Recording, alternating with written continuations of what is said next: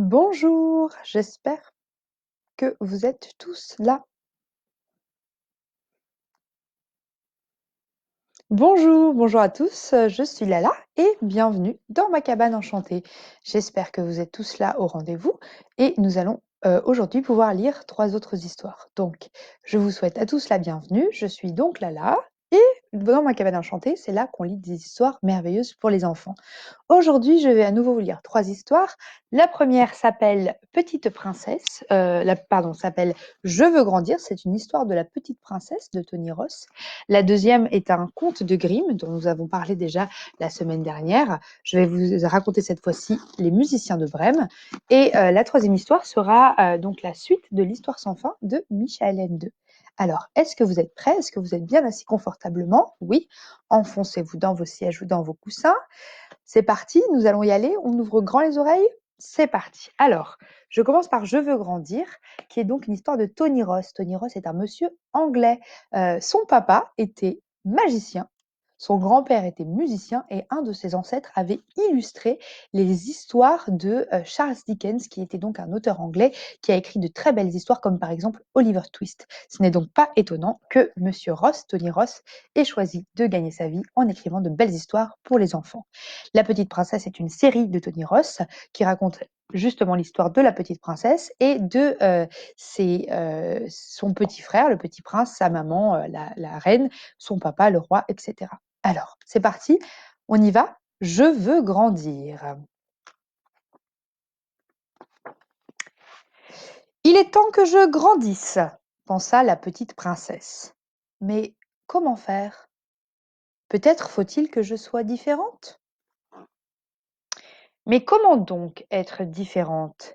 Dit la petite princesse en se mettant le rouge à lèvres de sa maman. Hmm, non, je ne crois pas que cela soit une bonne idée. Je ferais mieux de demander à maman.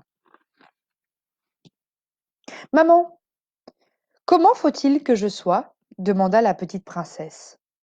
Sois gentille, répondit sa maman la reine. Comme ton papa. Papa, comment faut-il que je sois? Demanda la petite princesse. Sois affectueuse, répondit son papa le roi. Comme ta maman. Dis, comment faut-il que je sois? Demanda la petite princesse. Sois propre, répondit le cuisinier. J'ai tout cela à retenir, soupira la petite princesse. Je dois être gentille, affectueuse et propre. Dis, comment faut-il que je sois? Demanda la petite princesse. Sois courageuse, répondit le général. Courageuse, pensa la petite princesse. Ah oui, j'ai compris. Je dois enlever les araignées du fond de la baignoire toute seule. Dis, comment faut-il que je sois? Demanda la petite princesse. Sois une bonne nageuse, répondit l'amiral. Ainsi tu seras saine et sauve si ton bateau coule. Dis, comment faut-il que je sois? Demanda la petite princesse. Sois intelligente, répondit le Premier ministre. Et en bonne santé, dit le docteur. Oh là là, s'écria la petite princesse. Je dois être gentille, affectueuse et propre, courageuse, bonne nageuse, intelligente et en bonne santé. Je n'ai même pas assez de doigts pour compter tout cela. Décidément, c'est bien difficile de grandir. Dis, comment faut-il que je sois? Demanda la petite princesse. Je ne sais pas du tout, répondit la femme de chambre. Écoute, la question la plus importante, c'est comment veux-tu être toi? Je veux être. Je veux être grande, dit la petite princesse. Mais tu es grande, lui dit son petit frère, le petit prince. Voilà, c'est la fin de cette histoire de la petite princesse. J'espère qu'elle vous a plu. Nous allons maintenant passer au conte de Grimm, Donc, si vous vous souvenez la dernière fois, je vous ai expliqué que les frères Grimm étaient 2 frères allemands qui avaient parcouru leur pays, pour recueillir donc, tous les contes traditionnels et pour en faire un livre. Eh bien, nous allons cette fois, rester en Allemagne, bien entendu, et partir à Brême, où je vais vous raconter donc l'histoire des musiciens de Brême. Brême, c'est une ville du nord-ouest de l'Allemagne qui, fait partie de ce qu'on appelle la Hanse ou la Ligue hanséatique. C'est-à-dire qu'au Moyen Âge, c'était l'union des grandes villes marchandes d'Europe du Nord. C'était donc une ville très importante où on faisait beaucoup de commerce. Vous êtes prêts? Alors c'est parti. Les musiciens de Brême. Un meunier possédait un âne qui, durant de longues années, avait inlassablement porté des sacs au moulin, mais dont les forces commençaient à décliner. Il devenait de plus en plus inapte au travail. Son maître songea à s'en débarrasser. L'âne se rendit compte qu'un vent défavorable commençait à souffler pour lui et il s'enfuit. Il prit la route de Brême. Il pensait qu'il pourrait y devenir musicien au service de la municipalité. Sur son chemin, il rencontra un chien de chasse qui s'était couché là. Il gémissait comme quelqu'un qui a tant couru que la mort le guette. Alors, Taillot, pourquoi jappes-tu comme cela demanda l'âne. Ah, dit le chien, parce que je suis vieux, parce que je m'alourdis chaque jour un peu plus, parce que je ne peux plus chasser, mon maître veut me tuer. Je me suis enfui. Mais comment gagner mon pain maintenant? Sais-tu, dit l'âne, je vais à Brême pour y devenir musicien. Viens avec moi et fais-toi engager dans l'orchestre municipal. Je jouerai du luth et toi, de la timbale. Le chien accepta avec joie et ils repartirent de compagnie. Bientôt, ils virent un chat sur la route qui était triste comme 3 jours de pluie. Eh bien, qu'est-ce qui va de travers, vieux Ramina Grobis demanda l'âne. Comment être joyeux quand il y va de sa vie répondit le chat. Parce que je deviens vieux, que mes dents s'usent et que je me tiens plus souvent à rêver derrière le poêle qu'à courir après les souris, ma maîtresse a voulu me noyer. J'ai bien réussi à me sauver, mais je ne sais que faire. Où aller? Viens à Brême avec nous. Tu connais la musique, tu deviendras musicien. Le chat accepta et les accompagna. Les 3 fugitifs arrivèrent à une ferme. Le coq de la maison était perché en haut du portail et criait de toutes ses forces. Tu cries à nous casser les oreilles, dit l'âne. Que t'arrive-t-il donc? J'ai annoncé le beau temps, répondit le coq, parce que c'est le jour où la Sainte Vierge lave la chemise de l'enfant Jésus et va la faire sécher. Mais comme pour demain dimanche, il doit venir des invités, la fermière a été sans pitié. Elle a dit à la cuisinière qu'elle voulait me manger demain et c'est ce soir qu'on doit me couper le cou. Alors je crie à plein gosier pendant que je puis le faire encore. Et quoi, Chanteclair, dit l'âne. Viens donc avec nous. Nous allons à Brême. Tu trouveras n'importe où quelque chose de préférable à ta mort. Tu as une bonne voix. Et si nous faisons de la musique ensemble, ce sera magnifique. Le coq accepta ce conseil et tous 4 se remirent en chemin. Mais il ne leur, pardon, excusez-moi, mais il ne leur était pas possible d'atteindre la ville de Brême en une seule journée. Le soir, ils arrivèrent près d'une forêt où ils se décidèrent à passer la nuit. L'âne et le chien se couchèrent au pied d'un gros arbre. Le chat et le coq s'installèrent dans les branches. Le coq monta jusqu'à la cime. Il pensait s'y trouver en sécurité. Avant de s'endormir, il jeta un coup d'œil aux 4 coins de l'horizon. Il vit briller une petite lumière dans le lointain. Il appela ses compagnons et leur dit qu'il devait se trouver quelques maisons par là. On y voyait de la lumière. L'âne dit: Levons-nous et allons-y. Ici, le gîte et le couvert ne sont pas bons. Le chien songea que quelques os avec de la viande autour de lui feraient du bien. Ils se mirent donc en route en direction de la lumière et la virent grandir au fur et à mesure qu'ils avançaient. Finalement, ils arrivèrent devant une maison brillamment éclairée qui était le repère d'une bande de voleurs. L'âne, qui était le plus grand, s'approcha de la fenêtre et regarda à l'intérieur. Que vois-tu, Grison demanda le coq. Ce que je vois, répondit l'âne. Une table servie avec mets et boissons de bonne allure. Des voleurs y sont assis et sont en train de se régaler. Voilà ce qu'il nous faudrait, répartit le coq. Eh oui, dit l'âne, si seulement nous y étions. Les 4 compagnons délibérèrent pour savoir comment ils s'y prendraient pour chasser les voleurs. Finalement, ils découvrirent le moyen. L'âne s'appuierait ses pattes de devant sur le bord de la fenêtre, le chien sauterait sur son dos et le chat par-dessus. Le coq se percherait sur la tête du chat. Quand ils se furent ainsi installés à un signal donné, ils commencèrent leur musique. L'âne brayait, le chien aboyait, le chat miaulait et le coq chantait. Sur quoi, ils bondirent par la fenêtre en faisant trembler les vitres. À ce concert inhabituel, les voleurs avaient sursauté. Ils crurent qu'un fantôme entrait dans la pièce et, pris de panique, ils s'enfuirent dans la forêt. Nos 4 compagnons se mirent à table, se servirent de ce qui restait et mangèrent comme s'ils allaient connaître un mois de famine. Quand les 4 musiciens eurent terminé, ils éteignirent la lumière et chacun se choisit un endroit à sa convenance et du meilleur confort pour dormir. L'âne se coucha sur le fumier, le chien derrière la porte, le chat près du poêle et le coq se percha au poulailler. Et comme ils étaient fatigués de leur long trajet, ils s'endormirent aussitôt. Quand minuit fut passé, les voleurs virent de loin que la lumière avait été éteinte dans la maison et que tout y paraissait tranquille. Leur capitaine dit: Nous n'aurions pas dû nous laisser mettre à la porte comme ça. Il ordonna à l'un de ses hommes d'aller inspecter la maison. L'éclaireur vit que tout était silencieux. Il entra à la cuisine pour allumer une lumière. Voyant les yeux du chat brillants comme des braises, il en approcha une allumette et voulut l'enflammer. Le chat ne comprit pas la plaisanterie et, crachant et griffant, lui sauta au visage.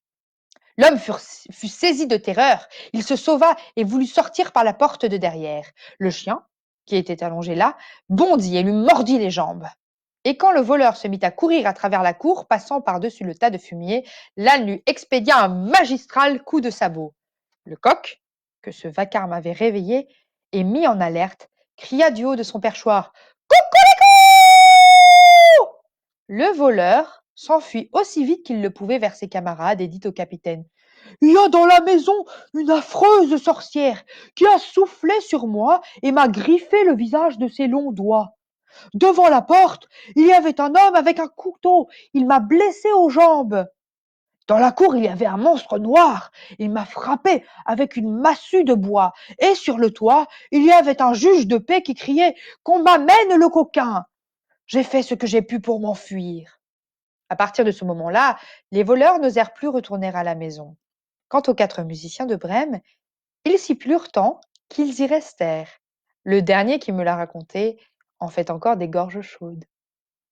Voilà, c'est la fin de cette histoire, de ce conte de Grimm. J'espère qu'il vous a plu. Nous restons évidemment en Allemagne puisque nous continuons avec l'histoire sans fin de Michael Ende. Alors, je vous ai présenté mon livre en allemand la dernière fois. Je voulais aujourd'hui vous montrer quelques-unes des magnifiques illustrations donc, qui ont été dessinées par un monsieur Sebastian Meschenmöser. Donc, je vais vous montrer d'abord la tour d'ivoire, qui est donc le palais de la petite impératrice. Hop. Et ensuite, je vous montrerai autre chose. Regardez comme c'est beau. La tour d'ivoire et tout en haut, le pavillon au magnolia où vit la petite impératrice. Et je vous montre le héros de nos derniers chapitres, Atréju, donc le pot verte, qui est le garçon qui a été choisi par la petite impératrice pour lui trouver un remède. Hop, regardez donc Atréju avec sa peau verte sur son cheval Atrax qui file comme le vent pour trouver donc une solution au problème qui ronge le pays fantastique. Alors donc, nous avons quitté le pays fantastique avec Kéron qui donnait sa mission à Atréju, qui lui remettait le pendentif Aurine. Nous avons donc quitté Atréju qui partait sur Atrax, son cheval, chercher donc une solution au problème qui rongeait le pays fantastique. Je vais donc vous raconter la première partie du 3e chapitre qui s'appelle La vénérable Morla. Alors, les petits, vous pouvez rester, ça ne fait toujours pas peur, mais il faudra être bien concentré. Les grands, vous ouvrez bien grand vos oreilles et c'est parti. Kéron entendit le claquement des sabots du cheval d'Atréju se perdre au loin et le vieux centaure noir retomba sur sa couche de fourrure moelleuse. L'effort fourni avait épuisé sa résistance. Les femmes, qui vinrent le trouver le lendemain dans la tente d'Atréju, eurent peur pour sa vie. Et même quelques jours plus tard, quand les chasseurs revinrent, il allait à peine mieux, mais il était tout de même en état de leur expliquer pourquoi Atréju était parti sur son cheval et ne reviendrait pas de sitôt. Et comme ils aimaient tous le jeune garçon, ils devinrent très graves et se mirent à penser à lui avec inquiétude. Mais en même temps, ils étaient fiers que la petite impératrice l'ait justement choisi pour le charger de la grande quête, bien que personne ne parvint tout à fait à comprendre pourquoi. Le vieux Kéron ne retourna jamais à la tour d'ivoire, mais il ne mourut pas non plus, et il ne resta pas parmi les peaux vertes dans la mer aux herbes. Son destin devait l'amener sur une toute autre voie, absolument inattendue. Mais cela est une autre histoire qui sera contée une autre fois. Dans la même nuit, Atréju galopa jusqu'au pied des monts d'argent. C'était déjà presque le matin quand il fit une pause. Artax brouta un peu et se désaltéra au bord d'un clair ruisseau de montagne. Atréju s'enroula dans son manteau rouge et dormit quelques heures. Mais quand le soleil se leva, ils étaient de nouveau en route. Le premier jour, ils traversèrent les monts d'argent. Là, chaque chemin, chaque sentier était connu d'eux, et ils progressaient rapidement. Quand il eut faim, le jeune garçon mangea un morceau de viande de buffle séché et 2 petites galettes de graines d'herbe qu'il avait dans un sac accroché à sa selle. En fait, c'était en prévision de sa chasse. Allons, dit Bastien, il faut tout de même bien de temps en temps manger quelque chose. Il prit son casse-croûte dans son cartable, le déballa, le rompit soigneusement en deux, remballa l'un des morceaux et le remit en place. Puis, il mangea l'autre. La récréation était terminée. Bastien réfléchit à ce qui allait maintenant se passer dans la classe. Ah oui, bien sûr, la géographie avec Madame Cargue. On devait faire le compte des fleuves et de leurs affluents, des villes et de leurs habitants, des richesses minières et des industries. Bastien haussa les épaules et se remit à lire. Au coucher du soleil, les monts d'argent étaient derrière eux et ils firent à nouveau une halte. Cette nuit-là, Atréju rêva des buffles pourpres. Il les voyait passer de loin dans la mer aux herbes et tenter de s'approcher d'eux sur son cheval. Mais en vain. Il restait toujours à la même distance de lui, bien qu'il éperonnât son cheval. Le second jour, ils traversèrent le pays des arbres chanteurs. Chacun d'eux différait des autres par la forme, les feuilles et l'écorce, mais la raison pour laquelle ce pays portait ce nom, c'était qu'on pouvait entendre ces arbres croître. Cela faisait comme une douce musique, proche et lointaine, une sorte de chœur puissant dont la beauté demeurait sans rivale dans tout le pays fantastique. Il n'était pas tout à fait sans danger, disait-on, de traverser cette contrée, car plus d'un voyageur s'était immobilisé là, comme envoûté, et avait tout oublié. Atréju ressentit lui aussi le pouvoir de ces sonorités merveilleuses, mais il ne s'abandonna pas à la tentation de s'arrêter. La nuit suivante, Atréju rêva de nouveau au buffle pourpre. Cette fois, il était à pied et il passait près de lui en un grand troupeau. Mais ils étaient hors de portée de son arc et quand il voulut s'approcher pour tirer, il constata que ses pieds étaient comme soudés au sol et qu'il ne pouvait plus les bouger. L'effort qu'il fit pour les détacher le réveilla. Le soleil n'était pas encore levé, mais il partit immédiatement. Le troisième jour, il vit les tours de verre d'Éribaud dans lesquels les habitants de cette région captaient et conservaient la lumière des étoiles. Ils s'en faisaient des objets merveilleusement décorés et dont personne dans tout le pays fantastique, à l'exception d'eux-mêmes, ne savait à quoi ils servaient exactement. Atréju rencontra quelqu'un de ces êtres qui paraissaient eux-mêmes en verre soufflé. Ils lui fournirent de la nourriture et de la boisson avec une extrême amabilité, mais quand il demanda qui pourrait bien savoir quelque chose à propos de la maladie de la petite impératrice, ils sombrèrent tous dans un silence triste et embarrassé. Dans la nuit qui suivit, Atréju rêva une nouvelle fois que le troupeau de buffles pourpres passait à côté de lui. Il vit l'une des bêtes, un taureau particulièrement grand et imposant, se détacher du groupe de ses compagnons et venir vers lui lentement et sans manifester ni peur ni colère. Comme tous les vrais chasseurs, Atréju possédait le don de déceler immédiatement en chaque animal l'endroit qu'il devait toucher pour le tuer. Le buffle pourpre se présentait de telle façon qu'il lui offrait de lui-même cette zone comme cible. Atréju mit en place la flèche et tendit le puissant arc de toutes ses forces, mais il ne parvint pas à tirer. Ses doigts étaient comme collés à la corde de l'arc et il n'arrivait plus à les détacher. Et les choses se passèrent de façon semblable ou comparable dans les rêves qu'il fit toutes les nuits qui suivirent. Il s'approchait toujours plus près du buffle pourpre. C'était d'ailleurs précisément celui qu'il avait voulu tuer dans la réalité. Il le reconnaissait à une tache blanche sur son front. Mais pour une raison quelconque, il ne pouvait pas décocher la flèche meurtrière.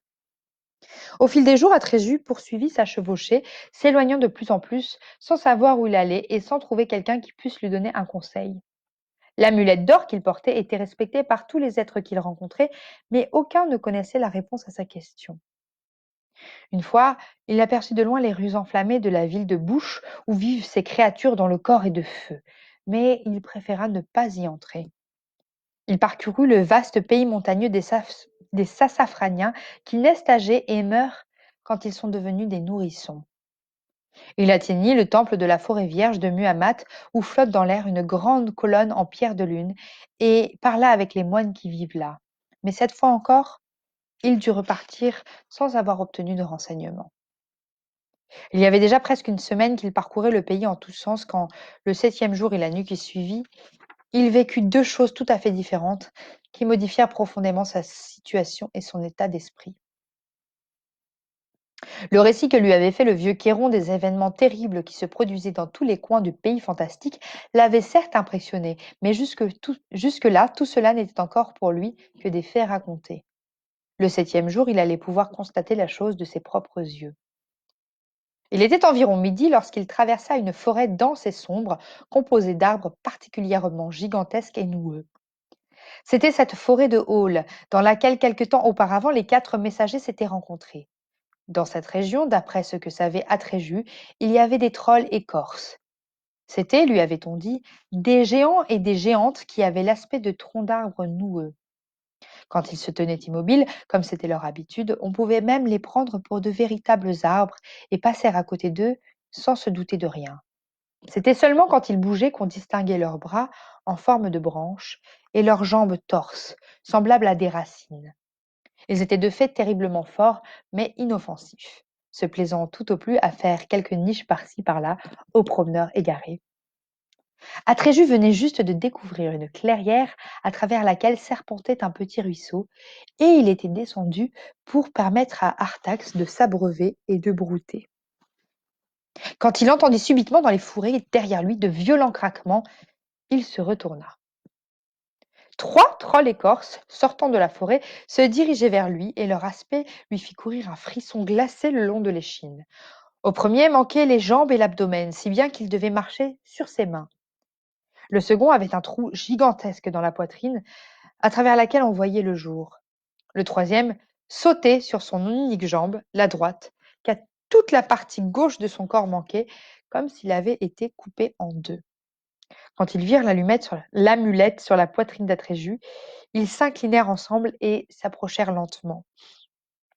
N'aie pas peur, dit celui qui marchait sur ses mains, et sa voix résonna comme un arbre qui craque. Notre apparence n'est certes pas précisément belle, mais il n'y a plus personne excepté nous dans cette partie de la forêt de Hall qui puisse t'avertir. C'est pour cela que nous sommes venus. M'avertir demanda Atréju. Et de quoi? Nous avons entendu parler de toi, gémit celui à la poitrine trouée, et on nous a raconté pourquoi tu étais en route. Il ne faut pas que tu ailles plus loin dans cette direction, sinon tu es perdu. Sinon il t'arrivera la même chose qu'à nous, soupira le troll coupé en deux. Regarde-nous, vous voudrez tout devenir comme cela? Que vous est-il donc arrivé? Voulut savoir Atréju. Le néant ne cesse de gagner du terrain, geignit le premier, de s'étendre, de devenir chaque jour plus grand, si tant est qu'on puisse dire du rien qu'il devient plus grand. Tous les autres se sont enfuis à temps de la forêt de Hall, mais nous n'avons pas voulu abandonner notre pays natal. Alors nous avons été surpris dans notre sommeil, et cela a fait de nous ce que tu vois maintenant. Est-ce que cela fait très mal? Demanda Atréju. Non, répondit le second troll écorce, celui qui avait un trou dans la poitrine. On ne sent rien. C'est seulement qu'il vous manque quelque chose, et chaque jour, il vous manque davantage une fois qu'on a été atteint par cela. Bientôt, nous n'existerons même plus du tout. À quel endroit de la forêt, voulut savoir Atréju, cela a-t-il commencé? Tu veux le voir? Le troisième troll, qui n'était plus qu'un demi-troll, jeta à ses compagnons de misère un regard interrogateur. Comme ils acquiesçaient, il poursuivit. Nous te conduirons à une distance suffisante pour que tu puisses voir, mais tu dois promettre de ne pas t'approcher plus près, sinon tu seras irrésistiblement attiré. Bien, dit Atréju, je vous le promets. Tous trois firent demi-tour et se mirent en route vers la lisière de la forêt. Atréju prit Atrax par la bride et les suivit. Ils progressèrent un petit moment en zigzag entre les arbres gigantesques, puis firent halte devant un tronc particulièrement gros. Même en s'y mettant à 5, Des hommes adultes n'auraient pas pu entourer de leurs bras sa circonférence. Grimpe aussi haut que tu pourras, dit le troll sans jambes, et regarde en direction du soleil levant. Là, tu verras, ou plutôt, tu ne verras pas. Astréjus aida des nœuds et des bosses du tronc pour monter. Il atteignit les branches inférieures, puis il se hissa sur les suivantes et de plus en plus haut jusqu'à ce qu'il eût perdu le sol de vue. Il grimpa encore. Le tronc devenait plus mince et les branches transversales se multipliaient, si bien qu'il progressait de plus en plus facilement. Quand il se trouva finalement assis à la cime de l'arbre, il tourna son regard vers le soleil levant, et voici le spectacle qu'il découvrit. Les cimes qui se trouvaient dans le voisinage immédiat étaient vertes, mais au-delà, le feuillage semblait avoir perdu toute couleur. Il était gris. Un peu plus loin encore, les arbres paraissaient étrangement transparents, vaporeux, ou pour mieux dire, ils devenaient de plus en plus irréels. Et au-delà, il n'y avait plus rien, absolument plus rien. Ce n'était pas une zone dénudée, ce n'était pas de l'obscurité ni non plus de la clarté, c'était quelque chose d'insupportable pour les yeux et qui vous donnait le sentiment d'être devenu aveugle. Car aucun œil ne peut supporter de regarder le néant absolu. Atréju mit sa main devant son visage et il faillit être précipité de sa branche. Il se cramponna et redescendit aussi vite qu'il put. Il en avait vu assez. Maintenant, il comprenait tout à fait l'épouvante qui s'était répandue au pays fantastique. Quand il se trouva à nouveau au pied de l'arbre géant, les trois trolls écorces avaient disparu. Atréju sauta sur son petit cheval et galopa ventre à terre pour s'éloigner de ce néant qui ne cessait de s'étendre, lentement, mais inexorablement. C'est seulement quand vint la nuit, qu'il eut laissé depuis longtemps derrière lui la forêt de Hall, qu'il fit une halte. Cette nuit-là, il attendait le second événement qui allait donner une nouvelle direction à sa grande quête. De fait, il rêva beaucoup plus distinctement encore que les fois précédentes au grand buffle pourpre qu'il avait voulu tuer, et cette fois il se tenait face à l'animal, sans flèche ni arc.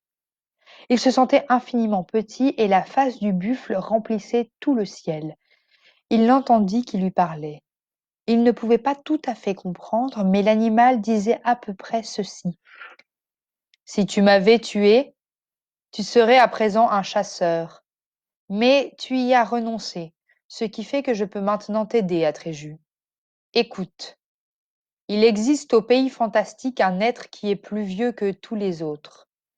Loin, très loin d'ici, en direction du nord, s'étendent les marais de la désolation. Au cœur de ces marais se dresse le mont Cornu. C'est là que demeure la vénérable Morla. Va trouver la vénérable Morla. Sur ces mots, Atréju se réveilla. L'horloge du clocher sonna 12 coups. Les camarades de classe de Bastien allaient bientôt se rendre pour la dernière heure de cours dans le gymnase en dessous. Peut-être allait-il jouer aujourd'hui à la balle au camp avec la grosse et lourde Medicine Ball. Bastien se montrait toujours particulièrement maladroit, ce qui fait qu'aucune des deux équipes ne voulait de lui. Parfois, il devait y jouer aussi avec une autre balle, petite, dure comme une pierre et qui faisait horriblement mal quand elle vous atteignait. Et c'était toujours Bastien qui était touché et de plein fouet parce qu'il offrait une cible facile. Mais peut-être qu'aujourd'hui, on les ferait grimper à la corde, un exercice que Bastien détestait tout particulièrement. Tandis que la plupart des autres étaient déjà en haut, lui demeurait généralement suspendu comme un sac de farine, avec le visage cramoisi à l'extrémité inférieure de la corde, incapable de s'élever de 50 centimètres devant une classe hilare. Et le professeur de gymnastique, M. Menge, n'était pas avare de plaisanteries sur le compte de Bastien. Ah, Bastien aurait donné cher pour être comme Atréju. Ils auraient vu un peu tout cela. Il poussa un profond soupir. Voilà, c'est la fin pour aujourd'hui. On reprendra demain. Je lis donc que Estelle me demande si je peux vous faire la chanson de la citrouille avant de partir.